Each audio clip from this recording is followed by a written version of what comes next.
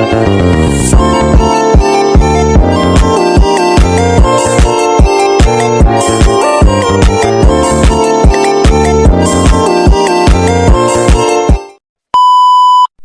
saya menjelaskan isi dan kesimpulan dari video ini, izinkan saya menceritakan tentang video ini. Drakor yang berjudul I Am Sam menceritakan seorang pria yang mengidap gangguan intelektual disability atau disebut juga dengan tunagrahita, yaitu di mana keadaan kecerdasan intelektualnya di bawah rata-rata orang pada umumnya. Film ini telah dirilis pada bulan Desember tahun 2021, disutradarai oleh Jesse Nelson, diperankan oleh Sam Penn sebagai Sam dan Dakota Fanning sebagai Lucy, Diane Weiss sebagai Annie, serta aktor dan artis lainnya. Film ini dibuka dengan adegan seorang pria yang tengah melayani pengunjung di sebuah kedai kopi. Pria ini bernama Sam dan manajer yang bernama Georgia. Lalu Sam berlari menuju rumah sakit di mana sang istri tengah mengandung yang akan melahirkan sang buah hati. Usai persalinan, mereka keluar dari rumah sakit, yang dimana sang istri langsung meninggalkan Sam. Alasannya tentu sangat mudah. Istrinya tak ingin menghabiskan hidupnya bersama Sam, orang yang bodoh. Sam sedang menggendong sang buah hati, terus memanggil sang istri, namun istrinya kabur. Tinggallah Sam yang kebingungan bersama dengan anaknya. Kini mereka tinggal berdua. Sam yang mengalami gangguan intelektual disability sangat kesulitan saat merawat bayinya seorang diri. Sam kebingungan memilih susu formula yang cocok untuk bayinya, karena sang bayi yang baru lahir seharusnya masih menyusu ASI. Di malam hari, anaknya yang belum kenyang terus menangis hingga membuat tetangganya terbangun. Beruntung, Sam mempunyai tetangga yang baik yang bernama Annie. Ia menelpon Sam apa yang terjadi dengan bayinya. Kemudian Sam meminta Annie untuk membantunya, dan Annie bersedia. Kemudian ia menanyakan di mana ibunya. Dari jawaban Sam, sepertinya sang istri tunawisma atau tidak mempunyai tempat tinggal. Ia tidak ingin memiliki anak dengan Sam. Ia hanya butuh tempat untuk tidur. Ia hanya memanfaatkan Sam. Annie mengajari Sam cara merawat bayi, bahwa bayi membutuhkan makanan setiap 2 jam. Sam terbangun setiap malam untuk mengganti popok atau memberinya susu. Bayi yang ia sayang itu berjenis kelamin perempuan dan ia beri nama Looney. Sam sendiri mempunyai 4 orang sahabat yang bernama Brent, Ifty, Jordan, dan Robert. 4 orang sahabat ini sama-sama mengidap disabilitas. Brent mengidap penyakit Down syndrome yang dimainkan oleh aktor cacat mental yang nyata. Jordan mengidap penyakit mental retardasi yang dimainkan oleh aktor penyakit mental yang nyata. Ifty memiliki gangguan perhatian defisit yang sangat serius dan cenderung berlebihan dalam menceritakan sesuatu. Sedangkan Robert memiliki gangguan overprotective, kekhawatiran atau paranoid yang berlebihan. Namun keempat sahabatnya ini sangat menyayangi Lucy dan juga Sam. Sam bekerja. Sam juga membawa Lucy karena di rumah tidak ada yang merawat, dan kadang Sam terlibat masalah dengan pelanggan manajernya. Melihat hal itu membuat Sam tidak membawa Looney lagi ke tempat kerjanya. Ia kemudian menitipkan Looney kepada Annie. Tahun demi tahun berlalu, Looney beranjak dewasa. Seperti kebanyakan anak pada umumnya yang mempunyai rasa ingin tahu pada banyak hal, Looney menanyakan berbagai hal. Pertanyaan Looney melontarkan kepada ayahnya. Bahkan orang normal sekalipun akan kesulitan menjawabnya. Dan sampailah pada pertanyaan di mana Looney menanyakan keadaan ibunya. Namun Sam yang tidak tahu apa-apa sulit untuk menjawab. Namun Looney menenangkan ayahnya. Usia Looney untuk masuk ke sekolah. Sam dan keempat sahabatnya mencoba memilihkan sebuah sepatu yang akan dipakai oleh Looney untuk bersekolah. Saat sampai di meja kasir untuk membayar sepatu pilihan Looney, Sam kekurangan uangnya dan teman-temannya kemudian mengeluarkan uang untuk membantu membayar biaya kekurangan. Meskipun mereka orang yang cacat mental, namun mereka tidak cacat hati.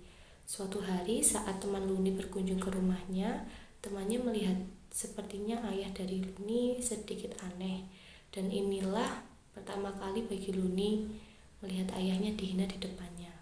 Looney merasa hancur Saat malam tiba, mereka mempunyai kebiasaan membaca buku. Saat sang ayah membacakan buku tersebut, terkadang Sam kesulitan dengan ejaan hurufnya saat membaca dan itu membuat terbata-bata.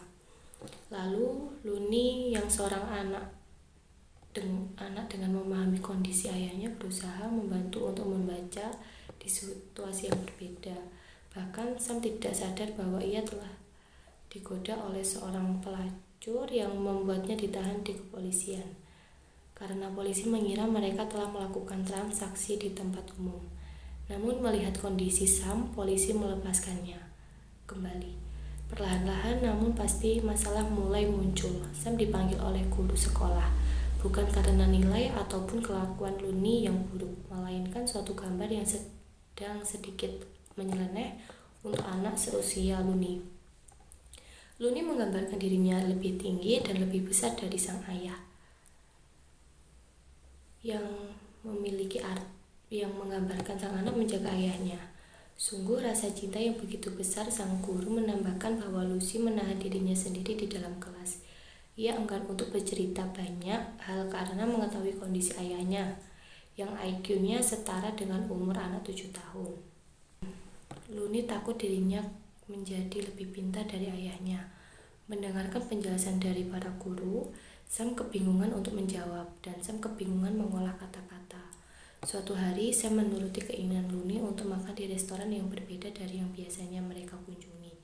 Saat memesan makanan, pelayan resto menjelaskan bahwa ada beberapa menu yang tidak tersedia yang Sam pesan. Namun, Sam memaksa sang pelayan resto. Terjadilah di situ Sam kehilangan kontrol diri.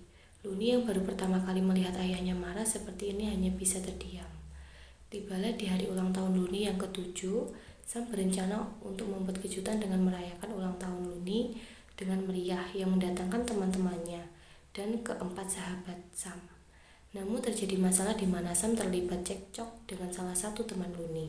Ayah dari sang teman Luni ini tidak terima anaknya dimarahi, lalu mendorong Sam. Keributan itu bertepatan dengan hadirnya Luni di depan pintu rumahnya. Teman Luni menceritakan bahwa Luni pernah berkata bahwa Sam bukanlah ayah kandungnya. Kemudian Luni itu merupakan anak adopsi. Mendengar itu semua di hadapan banyak orang, Luni merasa malu. Kemudian ia berlari keluar. Dengan rentetan peristiwa di mana Sam pernah terlibat masalah prostitusi, tidak bisa mengontrol emosi, serta membahayakan anak-anak, membuat pihak dari perlindungan anak menyatakan bahwa kemampuannya untuk mendidik dan merawat anak dipertanyakan. Hal itu membuat Sam dan Luni terpisah. Luni harus tinggal di rumah aman dan perawatannya diawasi oleh pihak perlindungan anak sampai adanya keputusan dari peradilan. Sam hanya bisa bertemu dengan Luni di tempat yang telah ditetapkan, hanya bisa bertemu 2 kali dalam seminggu yang diberi waktu 2 jam. Jika Sam tidak mencari pengacara, pemerintah akan mencari pengacara. Sam kemudian berdiskusi dengan keempat sahabatnya, tak mau kehilangan hak asuh anaknya. Sam kemudian mencari pengacara sendiri untuk menangani kasusnya. Akhirnya, Sam menemukan pengacara yang terkenal banyak kasus yang ditangani, selalu dimenangkan. Namun, untuk menyewa pengacara tersebut harus membayar dengan biaya yang mahal. Sam tidak sanggup membayar dan dia diusir keluar. Namun Sam tidak ingin menyerah begitu saja. Ia telah bekerja keras agar bisa menyewa pengacara tersebut dan pengacara tersebut ialah Rita. Tibalah hari Sam mengunjungi Lani. Sam membawa sebuah kue, namun terjatuh. Saat ia berlari, mereka mengobrol, terlihat jelas bahwa ayah dan anak ini saling menyayangi. Luni tak habis pikir kenapa mereka ingin memisahkan dengan sang ayah untuk ketiga kalinya. Sam mendatangi Rita menanyakan masalah tempo hari yang telah ditandatangani Sam. Terus-terusan dan demi menjaga citra di hadapan teman-temannya, Rita setuju untuk menjadi pengacara Sam dengan tanpa dipungut biaya. Rita mulai menangani kasus Sam. Langkah pertama yang dilakukan Rita adalah membuat Sam terlihat baik di mata pengadilan. Rita membutuhkan kesaksian pada sahabatnya. Namun keempat sahabatnya ini memiliki kekurangan kesaksian dari mereka dan sulit diterima. Sam kemudian mengunjungi Annie, memintanya untuk menjadi saksi, namun Annie menolak hadir di persidangan pertama. Saksi yang dihadirkan di hari pertama ialah saksi dari pihak Departemen Perlindungan Anak. Mereka diwakili oleh pengacara yang bernama Turner. Namun pengacara dari Sam langsung mengangkat ada sisi emosional dari saksi dan Rita memanfaatkan hal tersebut. Sidang pertama dimenangkan olehnya dan sidang kedua memanggil saksi dari pihak Sam menjelaskan intinya kemampuan intelektual seseorang tidak berhubungan dengan kemampuan mereka untuk mencintai. Dan lagi sidang kedua dimenangkan olehnya. Setelah beberapa hari Sam mengunjungi Luni mengajak Sam untuk jalan-jalan keluar. Sam yang polos hanya mengikuti mereka berputar-putar menggunakan angkot hingga larut malam. Tentu saja pihak perlindungan anak menganggap hal itu sebagai upaya untuk membawa kabur Luni. Dan Rita melampiaskan amarahnya kepada Sam. Karena yang dilakukan Sam ini membuat semua rencana berantakan dan hasil dari 2 persidangan sebelumnya menjadi sia-sia. Giliran Luni untuk menjadi saksi. Turner mengintimidasi Luni dengan pertanyaan-pertanyaan yang membuat Luni jauh di lubuk hatinya, menginginkan seperti anak-anak lainnya, yaitu mempunyai orang tua yang normal. Namun Luni memahami perasaan ayahnya dengan berkata yang Luni butuhkan hanyalah cinta dan kasih sayang. Dari jendela rumah ini memandang Sam yang tengah kalut menghadapi semua masalah ini dan membuat ia menjadi saksi dalam persidangan selanjutnya. Terdapat orang saksi selanjutnya yaitu manajer tempat Sam bekerja dan tetangganya Annie. Namun Turner langsung menyikat habis Annie dengan menyerang masa lalunya yang dimana masa lalu hubungannya dengan sang ayah tidak harmonis. Dan Annie sendiri menderita agoraphobia yang membuat dia takut dan cemas serta panik dalam situasi terdekat di persidangan. Berikutnya giliran Sam yang akan menjadi saksi. Rita membawa Sam ke rumahnya untuk melakukan latihan dan mengulangi semua pertanyaan-pertanyaan sebelum Sam berangkat ke pengadilan. Sebelum Sam berangkat ke pengadilan, dia sempat bekerja dan masalah muncul lagi, yaitu jas yang dipinjami oleh Rita terkena minuman dan Sam berangkat ke pengadilan dengan keadaan memakai approve. Pertanyaan satu persatu sudah terjawab dengan baik. Tibalah di pertanyaan selanjutnya yang membuat Sam kebingungan menjawab, dan hal itu membuat Sam kalah di persidangan. Luni akan diantarkan ke orang tua asuhnya yang baru, dan itu membuat dia terpukul. Dia memberanikan diri mengunjungi Luni, dan dia melihat bahwa Luni baik-baik saja, hingga ia mengurungkan untuk bertemu dengan Luni. Sam semakin terpuruk. Dia menyendiri di rumahnya dan datanglah Rina mengunjungi, dan dia menyapa Sam dengan pelan. Namun Sam yang tengah dilanda depresi langsung mengeluh dengan usahanya yang gagal, dan Rita juga tidak bisa menahan emosinya dan bilang bahwa suami Rita memiliki perempuan lain di luar sana. Akhirnya Sam mengalah dan setelah itu selain bekerja di kedai kopi, dia memiliki pekerjaan lain yaitu membawa anjing jalan-jalan dan memandikannya. Melihat Sam mulai bangkit kembali, Rita mulai membicarakan tentang Luni, bahwa Sam masih mempunyai kesempatan, bahwa Rita bersedia mengajukan di pengadilan tentang hak asuh bersama. Di sini maksudnya asuh perawatan dan pendidikan masih ditanggung oleh orang tua asuh. Namun Sam bisa mengunjungi Luni kapanpun, dan Sam memutuskan untuk pindah rumah dekat dengan orang tua asuh Luni. Hal ini dilakukan untuk dapat mengunjungi Luni kapanpun. Sam juga pindah pekerjaan di sebuah warteg, dan Luni yang mengetahui Sam pindah tidak jauh dari rumahnya, hampir tiap malam ia menyelinap keluar rumah agar ketemu ayahnya. Hingga di suatu saat malam hari, orang tua asuh mengantar Luni ke rumah Sam. Dia terharu dengan hubungan Sam dengan Luni yang begitu dekat. Sam kemudian meminta agar orang tua asuh Luni dapat merawat bersama-sama, karena Luni juga membutuhkan sosok seorang ibu. Akhir dari film ini, Luni mendapatkan kebahagiaan yang lengkap. Kesimpulan dari film I'm Sam adalah bahwa cinta dan kasih sayang sejati tidak bergantung pada kecerdasan atau status sosial.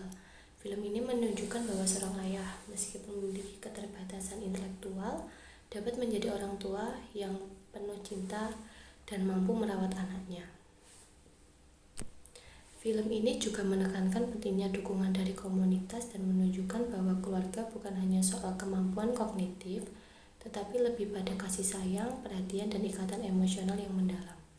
Pada akhirnya, film ini mengajarkan bahwa cinta adalah kekuatan terbesar dalam hubungan keluarga dan bahwa seseorang dengan keterbatasan dapat memberikan cinta yang tulus dan melindungi keluarganya. Film ini juga mengajarkan bahwa orang yang memiliki disabilitas juga bisa menjadi orang tua yang baik dan bahwa dukungan dari orang-orang di sekitarnya sangat penting.